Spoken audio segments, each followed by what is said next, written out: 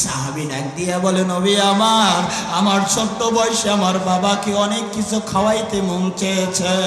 ও নবী আমার, আমি ছোট্ট বয়সে আমি পারি নাই, টাকাও ছিল না, আমার কিচ্ছু ছিল না, আমি কামাই করতে পারি নাই, আমার টাকা বাড়ি কিছু ছিল না রে নবী। নবী এবার সাহাবীর কান্না দেখা নবীও চোখের পানি ছাইরা দিয়া কান্নার আওয়াজ। সাহাবী ডাক দিয়া কয়, নবী রে, আপনি কেন কান্না করেন? আমার কথায় কষ্ট পেয়েছেন, আমারে তাহলে মাফ করে দেন। আল্লাহর নবী চোখের পানি ফালায়া ফালায়া কান্না করে আর সাহাবীরে ডাক দিয়ে কয়, সাহাবী,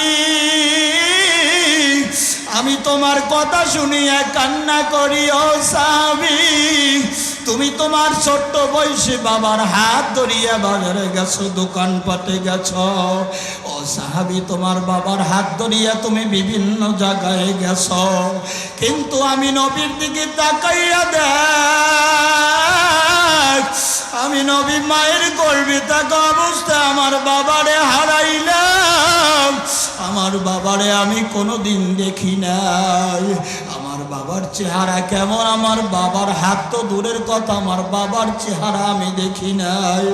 আমার যখন 6 বছর বয়স, এই বয়সে আমার মায়ের হারাইলাম, এজন্য আমি কান্না করে আল্লাহ নবীর কাছে সাহাবী জিজ্ঞাসা করে, নবী, তাইলে আমি এখন মা বাবার খেদমত কেমন করিয়া করব?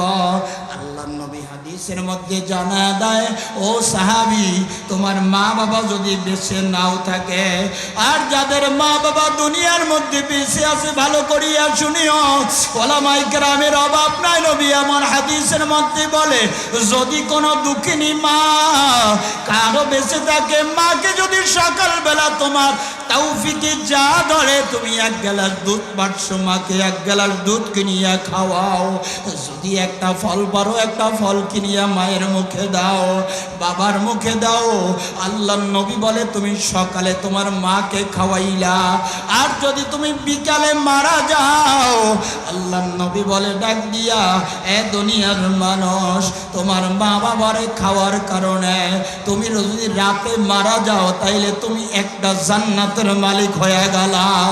আল্লাহর নবী ডাক দিয়া বলে, সন্ধ্যাবেলা যদি তুমি কাজ থেকে ফারিগ হয়ে যখন তুমি বাজার মধ্যে চলে আসবা, তোমার মার জন্য যা পারো তুমি নিয়ে আইসা তোমার মায়ের হাতে দিবা। তোমার মা ডাক দিয়ে বলবে, আল্লাহ, দেখছুনি আমার সন্তানটা নারায়ণগঞ্জ বাজারের মধ্যে কাজ করে, পঞ্চবটি কাজ করে, কাশীপুর বাজারে কাজ করিয়া আমার জন্য একটা খাবার নিয়ে আসছে রে আল্লাহ। আমি মা তোমার দরবারে দোয়া করলাম, আল্লাহ তুমি আমার সন্তানটারে আরো উঁচু জায়গায় নিয়ে যাও, আল্লাহ তুমি কামার মধ্যে বরকত দিয়া দাও। মায়ের দোয়া যদি মা দোয়া করে আল্লাহর দরবারে, কখনো আল্লাহ ফিরাইয়া দিতে পারে না। এজন্য আমি বলিয়া যাই, এটা ও যুবক ভাই, যার মা আছে আজকে মায়ের সাথে যদি বেয়াদবি করিয়া থাকো, নারায়ণগঞ্জের মধ্যে অনেক আমার ভাইরা থাকতে পারে, আল্লাহ দেখবেন এটা। আল্লাহ ঢাকা শহরে বিবি সাহেব নিয়ে ভালো ভালো ফ্ল্যাটে টাকা ভাড়া দিয়া থাকে। এরে আল্লাহর বান্দা, তোমার মা গ্রামের বাড়িতে কি খায়, না খায়া থাকে, খায় বা না খায়, খোঁজ খবর নেও না। আমি তোমার পায়ের উপর হাত দিয়েটা বলি, আমার যুবক ভাই, মা ডাকে কি যে মজা। তোমার এখন মা আছে বুঝবা না, যখন মা থাকবে না তখন বুঝবা। অনেক জায়গায় আমরা বয়ান করার জন্য যাই, আপনাদের মসজিদের ইমাম সাহেব হুজুর আরিফুল ইসলাম নাজিরপুরি সাহেব হুজুর, আমরা সহ বিভিন্ন দেশে আল্লাহ বিভিন্ন জেলায় সফর করি একই সাথে। আল্লাহর বান্দা, এতটুকু মনে রাখিয়েন, দুনিয়াতে যদি শান্তি পেতে চাও, তাইলে তুমি আল্লাহর ইবাদতের পরে আব্বা আম্মার খেদমত করা আমার লাগবে। وبالوالدين إحسانا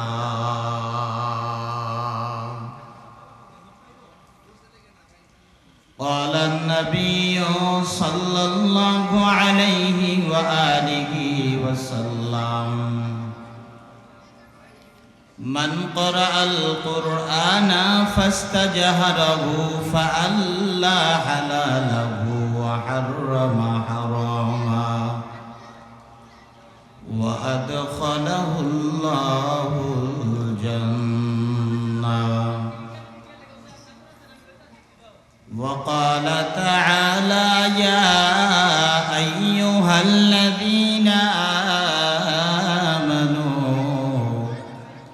صلوا عليه وسلموا تسليما درود إبراهيم شكل بوري اللهم صل على محمد وعلى آل محمد كما صليت على إبراهيم وعلى آل إبراهيم إنك حميد مجيد اللهم بارك على محمد وعلى آل محمد كما باركت على إبراهيم وعلى آل إبراهيم إنك حميد مجيد لا إله إلا الله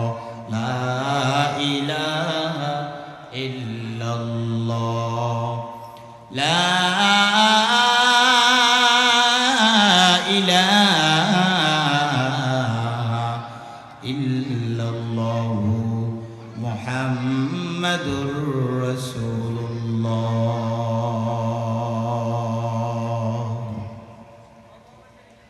الحمد لله বাড়ির টেক তালিমুসুন্না মাদ্রাসা এলাকাবাসীর উদ্যোগে সমস্ত কবরবাসীর রুহের মাগফিরাত কামনায় হাফেজ ও হাফেজা ছাত্র ছাত্রীদের দোস্তারবন্দি উপলক্ষে বিশাল ওয়াজ মাহফিল ও হালকায় জিকিরের শ্রদ্ধাভাজন সভাপতি জনাব মোহাম্মদ মুজিবুর রহমান সাহেব, আজকে মাহফিলের প্রধান অতিথি জনাব মোহাম্মদ আক্তার হোসেন সাহেব, সভাপতি গোপনগর ইউনিয়ন বিএনপি। আজকে মাহফিলের সম্মানিত প্রধান বক্তা বিশিষ্ট ইসলামী চিন্তাবিদ খতিবুল উম্মাহ হাফিজুর রহমান সিদ্দিকী কুয়াকাটা হুজুর। উপস্থিত আছেন হযরত আলামায়ে কেরাম, এলাকার দিন দরদি মুসলমান ভাইরা আমার। আল্লাহ সুবহানাহু ওয়া তাআলার দরবারে অগণিত শুকর ও সুজুদ যে মহান রব্বুল আলামিন আপনাকে আমাকে দুনিয়ার সকল মুসলমানের মধ্য থেকে আল্লাহ তাআলা যাচাই বাছাই করে আল্লাহ তাআলার কোরআনী মজলিসে জান্নাতি বাগানে জান্নাতি পরিবেশে আমাদেরকে আল্লাহ রব্বুল আলামিন আসার বসার কথা বলা শোনার তৌফিক আল্লাহ পাক রব্বুল আলামিন দান করেছেন। এজন্য সেই মহান রব্বুল আলামিনের দরবারে কালেমাত শুকর হিসাবে আদায় করছি। সকলে জবান খুলে একবার পড়ি আলহামদুলিল্লাহ। ভাইরা আমার, অবস্থা যেরকম, বৃষ্টির অবস্থা যেই রকম, এইটা আমাদের হাতে কোনো ক্ষমতা নাই, ক্ষমতা একমাত্র আল্লাহর হাতে। এলাকার যুবক ভাই, অনেক যুবক ভাইরা, মুসলমান ভাইরা অনেক চেষ্টা করার পরেও আজকে যেই অবস্থা, আল্লাহ পাক রব্বুল আলামিনের কাছে আমরা দোয়া করি আল্লাহ যেন সামনে যতটুকু সময় আমাদের এখানে বয়ান চলবে আল্লাহ পাক যেন আকাশের আবহাওয়াকে আল্লাহ তাআলা আমাদের অনুকূলই রাখেন, সেই দোয়া আল্লাহর কাছে আমরা করতে আছি।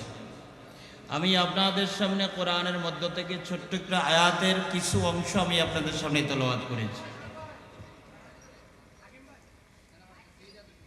আমি আপনাদের সামনে হাদিসের মধ্য থেকে ছোট্ট একটা হাদিস কিছু অংশ আমি আপনাদের সামনে পেশ করেছি। অল্প সময়ের মধ্যে আমার একটা সময় বেঁধে দেওয়া হয়েছে, এই সময়ের মধ্যে আমি আপনাদের সামনে কোরআন এবং হাদিস দিয়ে দু চারটে কথা বলবো। আল্লাহ পাক আপনাকে শোনা আমাকে বলার তৌফিক যেন আল্লাহ পাক দান করেন, বলেন আমিন। যারা দাঁড়িয়ে আছেন মেহরবানি করে বসলে একটু সুবিধা হয়, সুন্দরও দেখায় এবং আমরা যারা কথা বলবো আমাদের সুন্দর হয়। যারা দাঁড়িয়ে আছেন মেহরবানি করে একটু বসে যান। আচ্ছা, আমি আপনাদের সামনে একটু প্রশ্ন করি, আমাদের সৃষ্টিকর্তা কে বলেন? আমাদের সৃষ্টিকর্তা হলো আল্লাহ। এখন যে আল্লাহ তাআলা কোরআনের মধ্যে বলেন, আমি অসংখ্য আমার মাখলুকাত সৃষ্টি করেছি,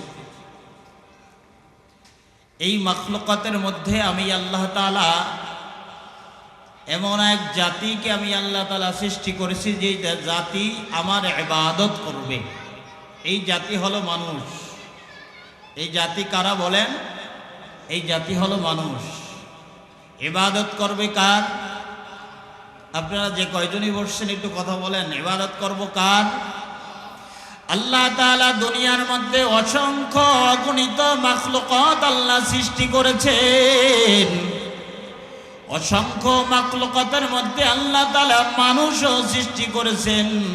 আল্লাহ তাআলা মানুষ সৃষ্টি করে আল্লাহ তাআলা জানায় দেয় সৃষ্টি যার ইবাদত চলবে তার।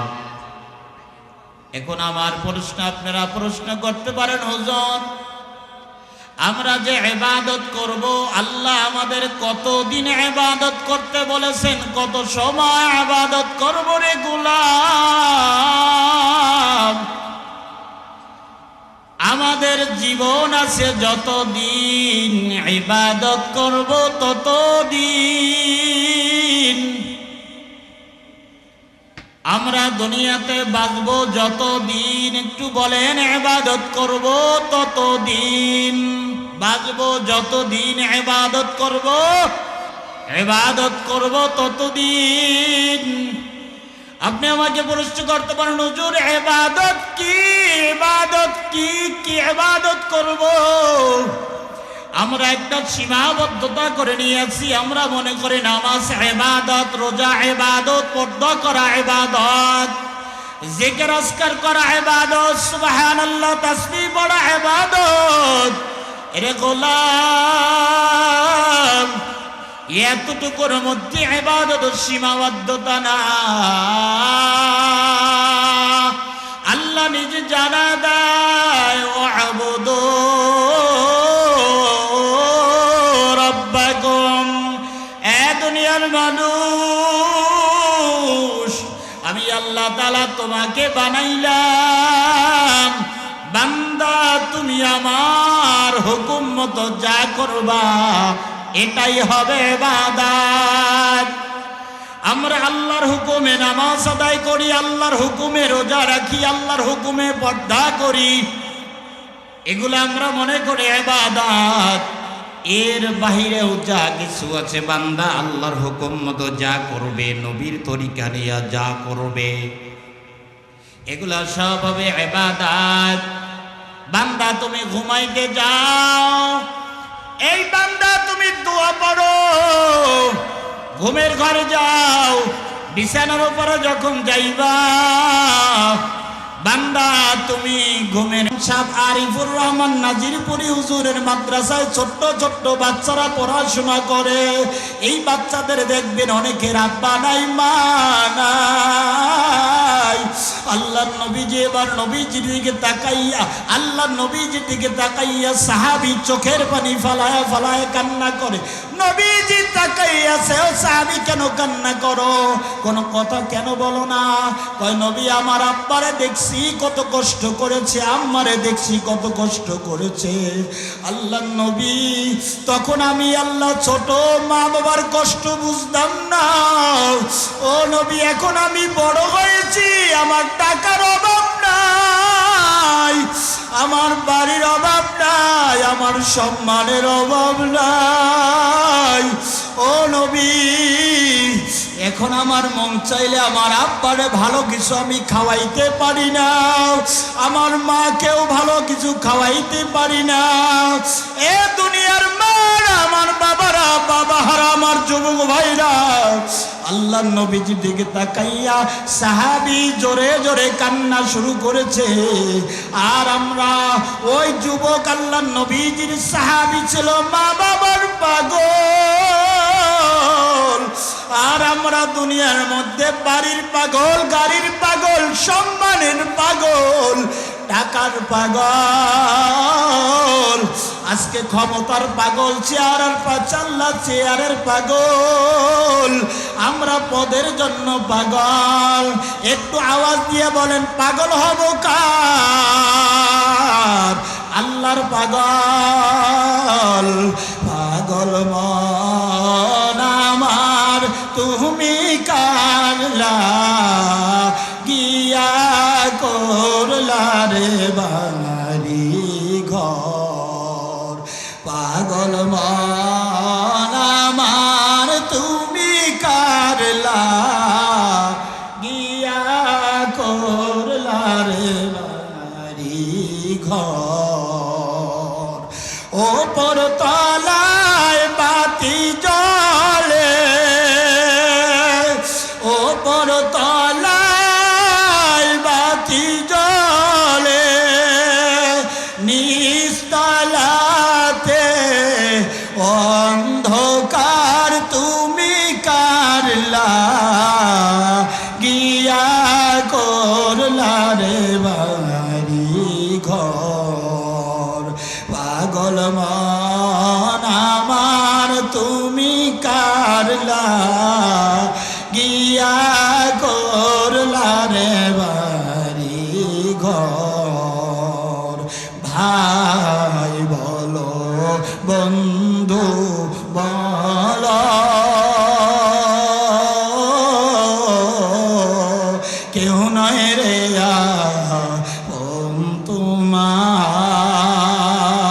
তোমার। ভাই বলো বন্ধু বলো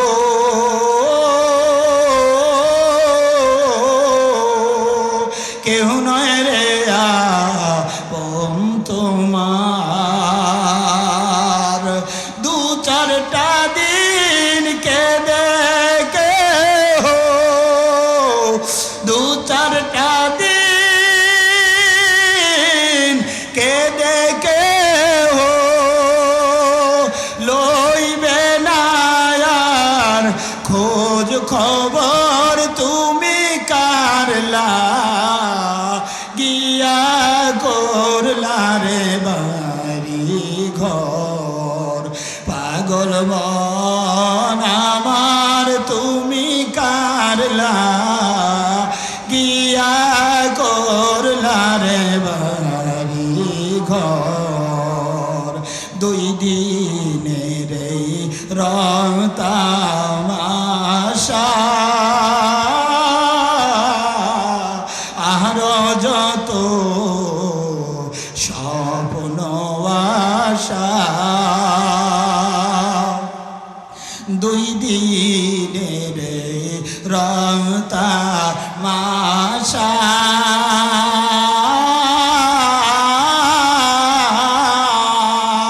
আর যত স্বপ্ন আশা।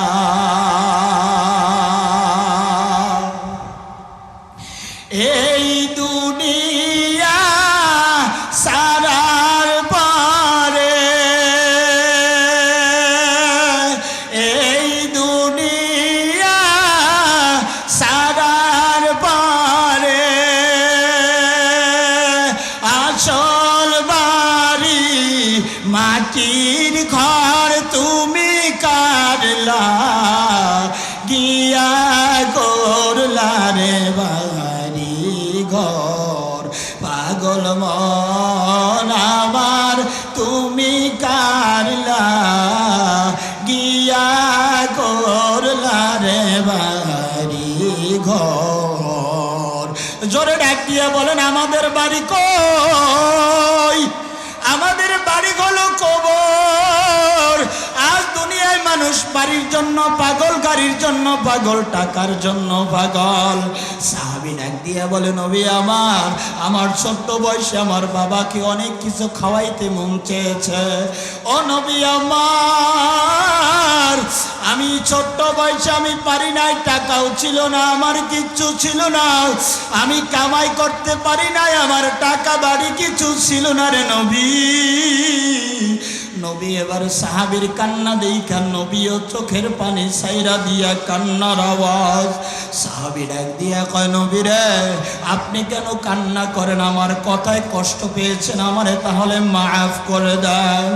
আল্লাহর নবী চোখের পানি ফালায়া ফালায়া কান্না করে আর সাহাবীর ডাক দিয়ে কয়, সাহাবী,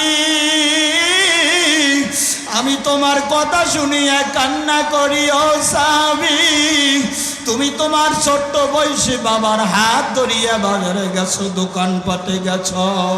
ও সাহাবী, তোমার বাবার হাত ধরিয়া তুমি বিভিন্ন জায়গায় গেছো, কিন্তু আমি নবীর দিকে তাকাইয়া দেখ, আমি নবী মায়ের গর্ভে থাকা অবস্থায় আমার বাবারে হারাইলাম। আমার বাবারে আমি কোনোদিন দেখি নাই। আমার বাবার চেহারা কেমন, আমার বাবার হাত তো দূরের কথা, আমার বাবার চেহারা আমি দেখি নাই। আমার যখন 6 বছর বয়স, এই বয়সে আমার মায়ের হারাইলাম। এজন্য আমি কান্না করে আল্লাহ নবীর কাছে সাহাবী জিজ্ঞাসা করে, নবী, তাইলে আমি এখন মা বাবার খেদমত কেমন করিয়া করব? আল্লাহ নবী হাদিসের মধ্যে জানা দেয়, ও সাহাবী, তোমার মা বাবা যদি বেঁচে নাও থাকে, আর যাদের মা বাবা দুনিয়ার মধ্যে বেঁচে আছে, ভালো করিয়া শুনিও, ওলামায়ে কেরামের অভাব নাই। নবী আমার হাদিসের মধ্যে বলে, যদি কোনো দুঃখিনী মা কারো বেঁচে থাকে, মাকে যদি সকালবেলা তোমার তৌফিকে যা ধরে তুমি 1 গ্লাস দুধ পাচ্ছ, মাকে 1 গ্লাস দুধ কিনিয়া খাওয়াও। যদি একটা ফল পারো, একটা ফল কিনিয়া মায়ের মুখে দাও, বাবার মুখে দাও। আল্লাহর নবী বলে, তুমি সকালে তোমার মাকে খাওয়াইলা, আর যদি তুমি বিকালে মারা যাও, আল্লাহর নবী বলে ডাক দিয়া, এ দুনিয়ার মানুষ, তোমার মা বাবারে খাওয়ার কারণে তুমি যদি রাতে মারা যাও, তাইলে তুমি একটা জান্নাতের মালিক হয়ে গেলা। আল্লাহর নবী ডাক দিয়া বলে, সন্ধ্যাবেলা যদি তুমি কাজ থেকে ফারিগ হয়ে যখন তুমি বাজার মধ্যে চলে আসবা, তোমার মার জন্য যা পারো তুমি নিয়ে আইসা তোমার মায়ের হাতে দিবা। তোমার মা ডাক দিয়ে বলবে, আল্লাহ, দেখছুনি আমার সন্তানটা নারায়ণগঞ্জ বাজারের মধ্যে কাজ করে, পঞ্চবটি কাজ করে, কাশীপুর বাজারে কাজ করিয়া আমার জন্য একটা খাবার নিয়ে আসছে রে আল্লাহ। আমি মা তোমার দরবারে দোয়া করলাম, আল্লাহ তুমি আমার সন্তানটারে আরো উঁচু জায়গায় নিয়ে যাও। আল্লাহ তুমি কামাইয়ের মধ্যে বরকত দিয়া দাও। মায়ের দোয়া যদি মা দোয়া করে আল্লাহর দরবারে, কখনো আল্লাহ ফিরাইয়া দিতে পারে না। এজন্য আমি বলিয়া যাই, এটা ও যুবক ভাই, যার মা আছে আজকে মায়ের সাথে যদি বেয়াদবি করিয়া থাকো, নারায়ণগঞ্জের মধ্যে অনেক আমার ভাইরা থাকতে পারে, আল্লাহ দেখবেন এটা। আল্লাহ ঢাকা শহরে বিবি সাহেবরে নিয়ে ভালো ভালো ফ্ল্যাটে টাকা ভাড়া দিয়া থাকে।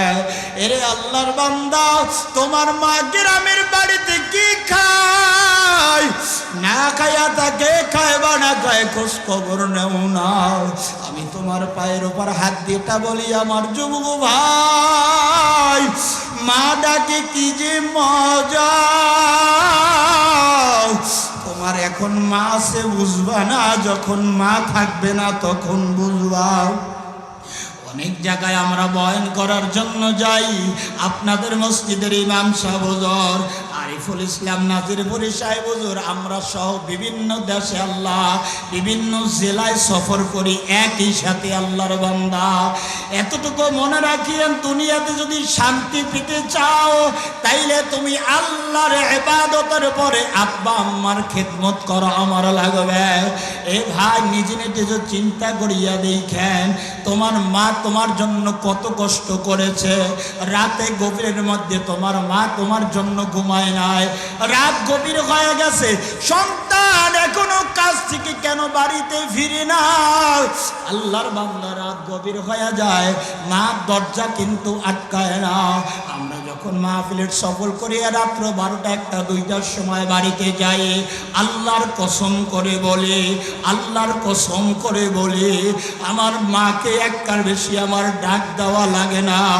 আমার মা একটা ডাকের সঙ্গে সঙ্গে আমার ডাক দিয়ে বলে, বাবা আমি এখনো ঘুমাই নাই, এ মা দরজা আমি আটকাই নাই, বাবা দরজাটা খোলা, তুই বাবা দরজাটা ধাক্কা দিলি দরজাটা খুলিয়া যাবে। তখন আমি মায়ের জিজ্ঞাসা করি, বাবারে জিজ্ঞাসা করি, বাবা আমার মা রাতে খানা খেয়েছো? মা বলে হ্যাঁ খানা খেয়েছি। মা আমি তোমার জন্য কিছু আনছি, তুমি খাইবানে? আমার মা ডাক দিয়ে বলে, বাবা এখন তো ঘুম, তোর রাইখা দে, সকালবেলা আমি খাবো। আমার একটা ঘটনা আপনারা ভালো করে শুনেন, আমি আপনাদের কাছে এতটুকু কথা বলি, আমি আজ থেকে বিদায় নিব। আমি আল্লাহ এখান থেকে আল্লাহ মাদ্রাসা যখন পড়ি, আমি কিন্তু সরাসরি আপনাদের এরকম বক্তা হই নাই, আমি একজন গার্মেন্টের শ্রমিক ছিলাম। আমার মা আমার মাদ্রাসায় পড়ার জন্য আমাকে পাঠাইছে। আমি মাকে ডাক দিয়ে বলি, মা আমি মাদ্রাসায় পড়বো না, আমার মাদ্রাসায় পড়া আমার মাথায় ঢুকে না, আমার মা আমি পড়া আমার মাথায় ঢুকে না। আমার মা ডাক দিয়ে বলে, বাবা আমি তোমার জন্য যা যা লাগে সব আমি করব।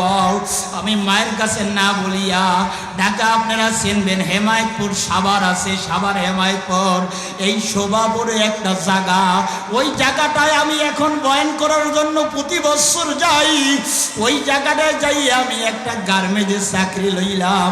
ওই গার্মেন্টের শ্রমিক থেকে এখন আমি আল্লাহ তাআলা আপনাদের সামনে কথা বলায়, গার্মেন্টের ভিতরে যাইয়া আমি চাকরি নিছি। তখন আমার 2200 টাকা বেতন। আমার মা খবর পাইয়া 4-5 দিন তালাশ করিয়া আমার বিশ্রাইয়া বাইর করছে। আমি 4-5 দিন ডিউটিও করছি। আমি চাইতেছি আমার পাঞ্জাবি জামা আর আমি গায়ে দিব না, দাড়ি অল্প অল্প উঠছে, তখন আমি আর দাড়িও ডাকবো না। আমি কি করলাম, আমি যখন ডিউটি করি আয় আর যাই, আল্লাহ আমার চাকরির জন্য বাসা থেকে যাই, আবার চাকরি থেকে বাসায় আসি। আমি নিজে নিজে চিন্তা করলাম আমি আর সুন্নতি জামাও গায়ে দিব না, আমি নবীজির দাড়ি সুন্নত এটাও রাখবো না। কিন্তু আমার মন এটা বলে না, আমি আর ফালাইতে পারলাম না। আমার মায় আমারে তালাশ করে করে আমার বান্দারে বিশ্রায়া বাইর করিয়া, আমারে আল্লাহ তালাশ করিয়া বাইর করিয়া আমার মা আমাকে ডেকে বলি, বাবা তোর মাদ্রাসায় পড়া লাগবে না, ল বাড়িতে চল, বাড়িতে চল, তোর মাদ্রাসায় পড়া লাগবে না। আমার মা আমাকে নিয়া এরপরে বাড়ির কাছে নিয়া এটা মাদ্রাসায় আবার জোর করে দিয়ে আসছে। তখন আমি নিজে নিজে চিন্তা করছি, আমার মা যখন আমার গ্রাম থেকে আমাকে ঢাকা হেমায়তপুর পর্যন্ত আনার জন্য যাইতে পারছে, আসতে পারছে, আমাকে নেওয়ার জন্য মাদ্রাসায় পড়াইবে, আল্লাহ তুমি যেখানে নাও আমি আর মাদ্রাসার লাইন ছাড়ব না। এই যে আমি মাদ্রাসায় পড়াশোনা শুরু করলাম, আজ আপনাদের জোয়া যেখানে যাই সবাই বলে, হুজুর আমার মার জন্য দোয়া করেন, বাবার জন্য দোয়া করেন। আর আল্লাহ না করুক যদি আমি ওই লাইনে চলিয়া যাইতাম, আমার নামাজ চলিয়া যাইত, আমার রোজা চলিয়া যাইত, আমার সুন্নতি জামাও চলিয়া যাইত। এ আল্লাহর বান্দা, এই মাদ্রাসায় তালিমুস সুন্নাহ মাদ্রাসায় তুমি রাত গভীরের মধ্যে এসে একটু দেখবা, বাইজিদ বুস্তামির একটা ঘটনা শুনেন আপনারাও। বাইজিদ বুস্তামি মায়ের গর্ভে থাকা অবস্থায় তার আব্বা নিয়াত করছে মাদ্রাসায় পড়াইবে, কিন্তু বাইজিদ বুস্তামির বাবা দুনিয়া থেকে বিদায় হয়ে গেছে। বাইজিদ বুস্তামি তার মায়ের গর্ভ থেকে দুনিয়া আসছে, ছোট্ট থেকে বড় হইছে, ছোট্ট থেকে বড় হইয়া মাদ্রাসার লাইনে নিয়ে গেছে। মার একটাই কথা, হুজুর আমার সন্তান আলেম না হওয়া পর্যন্ত আমার সন্তান যেন বাড়িতে যায় না। আল্লাহর বান্দা ওই উস্তাদ ওই শিক্ষকদের জানাইয়া দেয়, বাইজিদ রে তুমি যদি কোরআন শরীফের 1 থেকে 2 অংশ তুমি পড়তে পারো, তাইলে তোমার মা বাবার সাথে দেখা করার সুযোগ তুমি পাইবা, নাইলে কিন্তু পাইবা না। বাইজিদ বুস্তামি রহমাতুল্লাহি আলাইহি এবারে আল্লাহ অল্প দিনের মধ্যে কোরআনের শুরু থেকে 20 থেকে 22 পারা পর্যন্ত মুখস্থ করিয়া ফেলাইছে। এদিক দিয়া মা দোয়া করতেছে, যখন 20 থেকে 22 পারা মুখস্থ হয়ে গেছে, ওস্তাদের ডাক দিয়া বলে, হুজুর আমার মায়েরে আমি দেখি না, আমার মায়ের একটু দেখতে মন চাই, হুজুর আমার একটু ছুটি দিবেন নে। হুজুর বলে, যখনই এত করিয়েই বলে, যা একটু মাল লগে দেখা কইরা আয়। আল্লাহর বান্দা যখন মায়ের সাথে দেখা করার জন্য গেছে, বিকাল বেলা হুজুরে ছুটি দিয়া দিছে। বাড়ি যাইতে যাইতে সন্ধ্যা হয়ে গেল। সন্ধ্যার সময় বাড়ির দরজার সামনে গিয়া মাকে ডাক দেয়, মা ও মা আমি তোমার বাইজিদ আইছে, একটু দরজাটা খুলবানি। মা ডাক দিয়ে বলে, আমার বাইজিদ আসতে পারে না, আমার বাইজিদ আলেম না হয়ে বাড়িতে ফিরবে না। এত ডাকাডাকি করলো, বাইজিদের মা দরজা আর খুললো না। আল্লাহর বান্দা এবারে রাত গভীর হয়ে গেছে, তারপর মাকে ডাকে, মাগো আমি তোমার বাইজি, তুমি কি আমার কণ্ঠটা শুনিয়াও বোঝো না? মা বলে, কণ্ঠ মেলে, কিন্তু আমার বাইজিদ ওয়াদা করছে আলেম না হইয়া বাড়িতে আসবে না, আমার সন্তান বাড়িতে আসতে পারে না। এবারে যখন বাইজিদের মা দরজা খুললো না, বাইজিদের মা দরজা আর খুলে নাই। বাইজিদ এবার হেঁটে হেঁটে মাদ্রাসায় চলে গেল। মাদ্রাসায় আল্লাহ যাইয়া ওস্তাদের ডাক দেয়, হুজুর আমার মা আমার দরজা খুলে নাই, আমার মাই বলছে আলেম না হইয়া বাড়িতে আসবা না। এই কথা যখন আমার মা আমার জানা দিল, হুজুর আজ থেকে ওয়াদা করলাম আমি আলেম না হইয়া বাড়ি যাব না। এমন ওয়াদাই করছে, এমন ওয়াদাই করছে, আল্লাহ তারে কবুল কইরা নিছে। যখন হেফজ পড়া শেষ হয়ে গেছে, আলেমও শেষ হয়ে গেছে, হুজুর জানাইল, এই বাইজি তোমার মাকে জানাই দাও, তোমারে আগামীকাল সকালে পাগড়ি দেওয়া হবে, তুমি বাড়িতে চলে যাবা। আল্লাহ নবী আল্লাহ বাইজিদের ওস্তাদের স্বপ্নে দেখায়, বাইজিদের ওস্তাদ আপনি শুনেন, বাইজিদের একটা পাগড়ি দিবেন না, বাইজিদের পাগড়ি দেওয়া হবে দুইটা। একটা দিবেন আপনার পক্ষ থেকে আলেম হয়েছে জন্য, আর একটা দেবেন আমার পক্ষ থেকে বাইজিদ মায়ের কথা মানার কারণে। আমার বাইজিদের আমার মাওলা যতটা কবুল করছে, এই জন্য আমার পক্ষ থেকে একটা পাগড়ি তারে দিয়ে দিবেন। বাইজিদ আলেম হয়ে বাড়িতে চলে গেল। আল্লাহর বান্দা এবার মায়ের যায় ডাকে দেয়, ও মাগো মা আমি বাইজিদ বাড়িতে আসছি। যাইয়া দেখতেছে বাইজিদের মা কান্না করতে করতে, বাইজিদের মার চক্ষু দুইটা বন্ধ হয়ে গেছে, বাইজিদের মার চোখে দেখে না। বাইজিদের কণ্ঠের আওয়াজ পাইয়া এবারে বাইজিদের মা ডাক দেয়, বাবা বাইজিদ কই, আমি তোমার কণ্ঠের আওয়াজ পাই। ও বাইজি আমার হাতটা একটু ধর, আমার হাতটার কাছে দুই একটু আয়।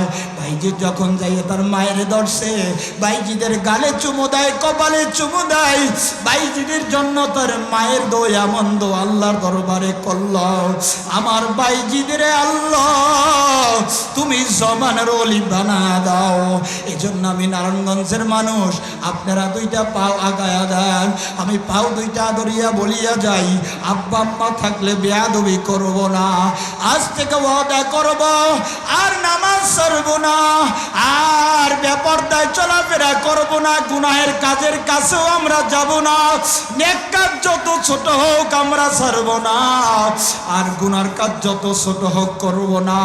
মনে মনের মধ্যে যদি আল্লাহর ভয় হয়, আল্লাহ তাআলাকে আল্লাহরে খুশি করার জন্য আমরা দুই হাত উঁচা করিয়া মালিকের দেখা দেই, আল্লাহর অন্যায় করব না, আল্লাহ তুমি হাত দুইটা কবুল করিয়া নাও, আল্লাহ তওবাকে কবুল করিয়া নাও, আল্লাহ এই তওবার উপর আমাদের ঠিক দেখার তৌফিক দিয়া দাও। জোরে চিল্লা বলেন আমিন। ওয়া আখির দাওয়ানা আলহামদুলিল্লাহি রাব্বিল আলামিন। আসসালামু আলাইকুম ওয়া রাহমাতুল্লাহি ওয়া বারাকাতুহু। আলহামদুলিল্লাহ, অত্যন্ত চমৎকার বয়ান করেছে হাফেজ মাওলানা আবু বকর।